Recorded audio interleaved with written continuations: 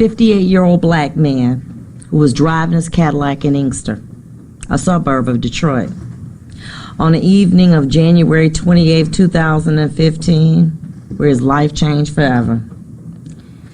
He was stopped by the defendant, a then Inkster police officer, and his partner, Officer Zelenowski.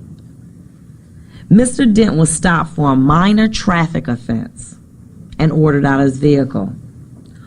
With his hands extended out of his driver's window, he was grabbed out, thrown to the ground, and struck 16 times in the head by the defendant. In his attempt to arrest him, he was thrown onto a window shield of a patrol car, bleeding profusely from a head injury. The responding police officers arrived as the defendant is wrestling the defendant to the ground.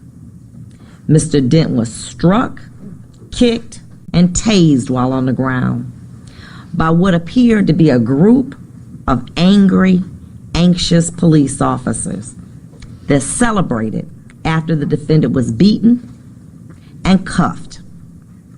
The video in the car shows the police officers fist bumping as a celebratory act of bravery by the defendant and his cohorts.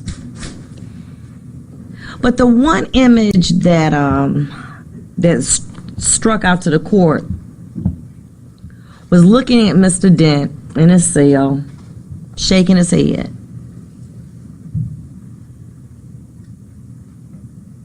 In disbelief of what had occurred to him. If his conduct was indicative of what he was thinking, I would have thought this: what crime did I commit? Being a black man in a Cadillac, stopped for a minor traffic offense by a group of racist police officers looking to do a nigger. As police officer John Zelenowski, auxiliary police officer, testified in court too, in his response to a text, was quoted as saying, "At least give me the satisfaction of knowing that you're out there beating up niggas right now. LOL. How humiliating and degrading that must have been." He was left in a cell for a number of hours before getting medical treatment. But after hearing the defendant and his fellow officers joke about his injuries as they were wiping blood off their uniforms with disinfectant. 2015.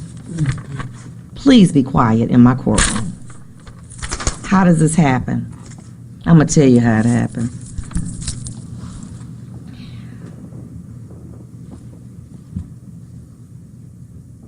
Some years ago, 19 to be, well, 25 to be exact, I remember coming into this building with such enthusiasm, so excited. And I remember a lawyer telling me that nobody leaves out of this building like they came in. I didn't understand what that meant. 20 years later, I do. Everybody has a grand idea about changing the world. And you seem like you felt like you're fighting a losing battle. And little by little, it grows. It's a cancer. It starts to eat away at you. You become cynical. You start to look at pictures of homicides, not for the goriness, but as evidentiary value to see was the shooter left-handed or right-handed. It eats away at you. You go to social events, you tell people what you do for a living, and after they say, what kind of cases do you hear? And as a judge, prosecution, defense, does criminal defense, a police officer, after a while they say, we don't want to know anymore. That's the job in the criminal justice system. It's compounded with that being a police officer. There's a culture among police officers. And that culture is a norm of understanding all police officers within a department adhere to. Particular norms, values, attitudes, beliefs, and behaviors. They come in three forms. The blue wall of silence, protecting police officers at all costs because supervisors and citizens are distrustful, evil, and untrustworthy. Us versus them, the good police versus the others. Citizens and offenders, they're all grouped together. They're one and the same. Cover-up mentality, which discourages officers from trusting supervisors and citizens because the police officers believe that the public didn't understand them. They don't understand true police work. And they are forced to face criticism from others about their job, from the media, from their families and friends. These pressures and expectations force officers who have a pure desire to purely serve the community as an occupation to conform to this group mentally or face being ostracized and labeled as an outcast among that group. These methods of indoctrination are passed along to new police recruits in the academy by stressing the importance of obedience to authority through a structure of shame and honor. It teaches them to conform and obey to the prevailing standards of the police culture. Field training, the recruit gets a reality check of what it's like to be out in the city. They then begin to shy away from what they've learned in academy, and automatically they become a prototype of really who trains them. It's horrible, and it's worse than when cities that lack resources to properly train its new and existing officers with methods to combat this culture and adopt new ways to handle the stress of the job. One of the things the prosecutor says is that we want to deter others, police officers, from behavior like this. Being a police officer in a major city with very little funding is damned if you do and damned if you don't. 6 months police academy for most cities, long hours, horrible pay. I was out at a mall yesterday. I asked a woman a question. I said, you don't have to answer. How much do you get paid an hour? She said, $15 with benefits. Well, guess what? That's more than what Inkster gets. They don't get benefits. The equipment, the police cars are old. We went out to the scene.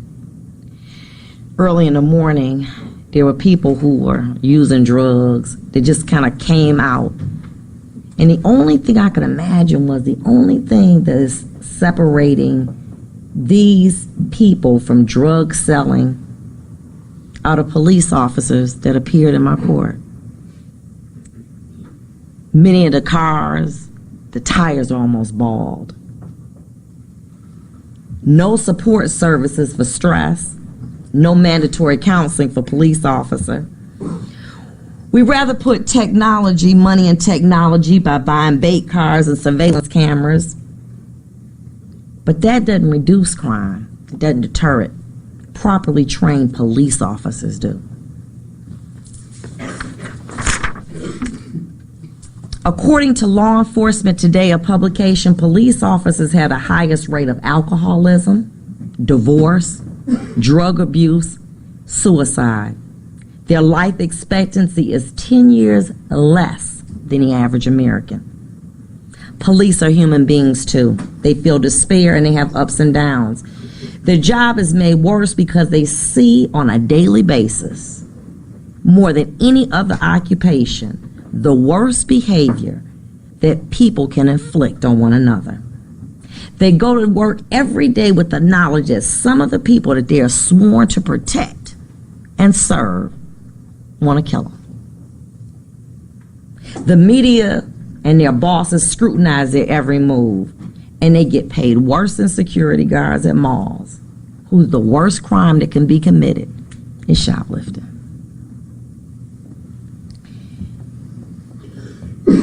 Many times people say, well, you know, if you can't handle the stress of the job, then you need to take these officers off the street.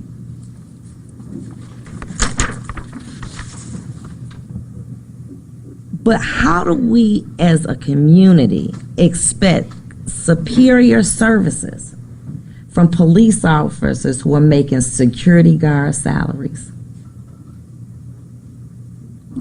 to receiving little compensation and struggling just to pay health care? Well, many have said when they accepted a job, they accepted everything that came along with it, and they could handle it or leave. In the great words of a man that I truly respect and honor, slaves had jobs too. Our society is reactionary, not preventative. We would rather save a few dollars to balance a budget than pay millions of dollars to reverse a tragedy that we could have prevented. I know that Mr. Dent would give back every dime of his $1 million settlement to go back to where he was in his life before January 28th. I wonder what would one half of that $1.4 million settlement awarded to Mr. Dent have done for the Inkster Police Department? Training officers that wanted to serve and not hiring officers that didn't belong. It's my belief that when we begin to value and properly compensate and train those that want to serve, then and only then will we as a community receive the type of services that we expect and demand from the defenders of our community, the police. It's amazing how poor cities like Flint can find millions of dollars to attempt to reverse a situation that $100 a day could and would have prevented. The legislators said we didn't know about Flint or we didn't intervene sooner. The government's responsibility is not solely to save money, but is to protect its citizenry by paying and training police officers better. My belief is simple. If we don't invest in our police officers, we're going to see more incidents like the one that I'm presiding over today. We'll pay now or we'll pay greater later. Mr. Melendez, the purpose of this long, protracted sentencing was to offer you the one thing that this court believed you didn't give Mr. Dent: fairness and due process. Being a police officer is a tremendous and very rewarding occupation. I believe it's a calling on your life to do justice in the community. On January 28, 2015, you did not fulfill your job. You performed Just Us, a game that began with a police stop. The purpose of it was to harass and degrade a motorist in Inkster. The man chosen for your game was Floyd Dent, a black man. The game went like this. Let's follow a car in a known drug area, and based on your years of training experience, you knew that the motorist would likely be a black person, no license, armed with a gun or drugs in a vehicle.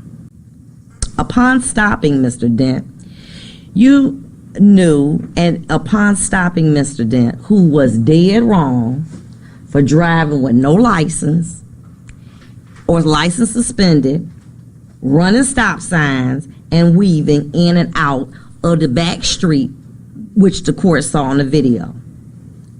You and your sidekick, auxiliary police officer Zelenowski, caught your prey. Upon being stopped